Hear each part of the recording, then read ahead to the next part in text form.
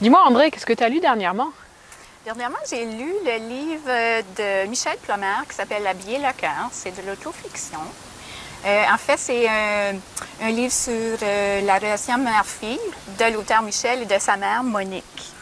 Donc, on a Michel qui est auteur, qui essaye d'écrire quelque chose, puis ça ne fonctionne pas, elle est en panne d'inspiration. Puis, pendant ce temps-là, sa mère l'appelle. Elle a 70 ans et elle dit « Je déménage au Nunavut ». Et elle raccroche parce qu'elle ne dit jamais « bye » sa mère. Donc, elle n'a pas le temps de réagir du tout. Et la prochaine fois qu'elle parle avec sa mère, elle est déjà rendue au Nunavut. Donc, Monique, un coup rendue là, elle était travailleuse sociale. Fait qu'elle arrive là pour outiller les gens, pour les aider dans leur vie. Et elle veut s'intégrer le plus vite possible. Elle est très respectueuse de la culture inuit. Puis, elle arrive avec un manteau Canada Goose bleu. Puis tout le monde se promène avec des beaux parkas brodés par les femmes de la place. Mais il faut le mériter, ce parka-là. C'est fait de mère en fille. Donc, elle essaye fort de pouvoir l'obtenir. Donc, il lui arrive plein de péripéties pendant son séjour au Nunavut. Puis elle appelle Michel, sa fille, pour lui raconter ça.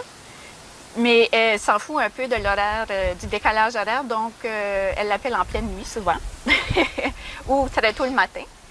Et c'est là que Michel, sa mère devient sa muse, en fait, pour l'inspiration. Donc, à partir de là, elle commence à faire enquêter sur la jeunesse de sa mère.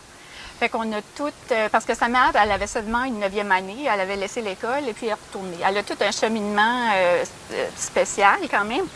Puis,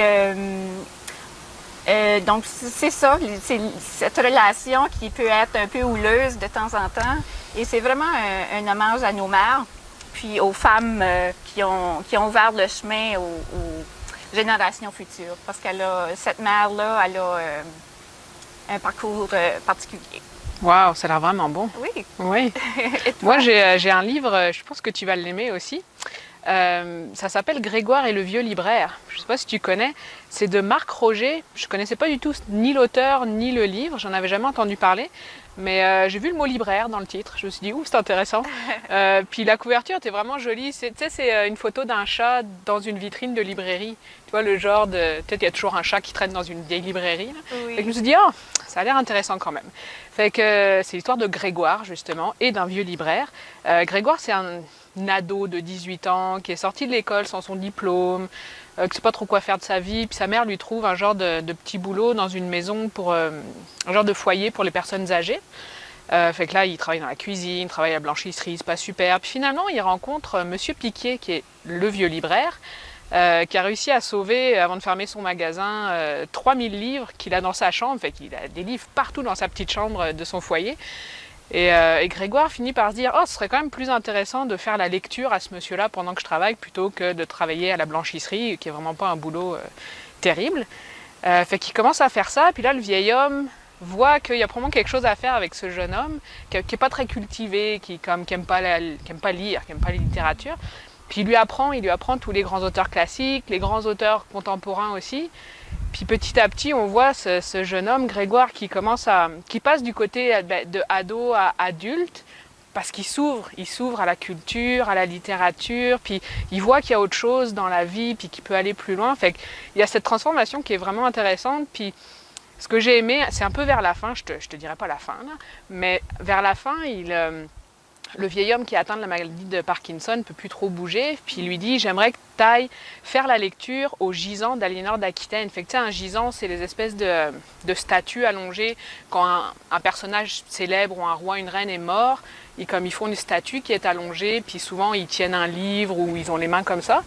Puis Aliénor d'Aquitaine, c'était une reine de France, puis une reine d'Angleterre après au Moyen-Âge, qui était vraiment une femme extraordinaire pour son temps. Puis moi, je l'aime beaucoup, ce personnage-là. Puis là, il lui dit ça. Fait que quand j'ai entendu ça dans le livre, j'ai dit oh, waouh! Entendu parce que je l'ai écouté, le livre. C'est ça que je fais. Moi, j'écoute mes livres. Et puis, c'est ça, il va faire un pèlerinage pour aller faire la lecture à Aliénor d'Aquitaine. Fait que ce livre-là m'a encore plus plu juste à cause de ça. Fait que c'était vraiment intéressant, puis ça donne envie de découvrir ou de lire les auteurs classiques, parce que le vieux libraire, il en parle d'une façon magique. C'est vraiment comme oh waouh, ouais, c'est vrai que j'ai étudié du Guy de Maupassant, mais c'était pas super quand j'avais 15 ans, mais peut-être que maintenant ce serait intéressant. Ouais. Fait que je pense qu'il te plairait, ce livre-là, a été vraiment bon. Ah oui, t'as piqué ma curiosité. Je pense que je vais aller me chercher autre chose, tu viens? Oui, j'arrive.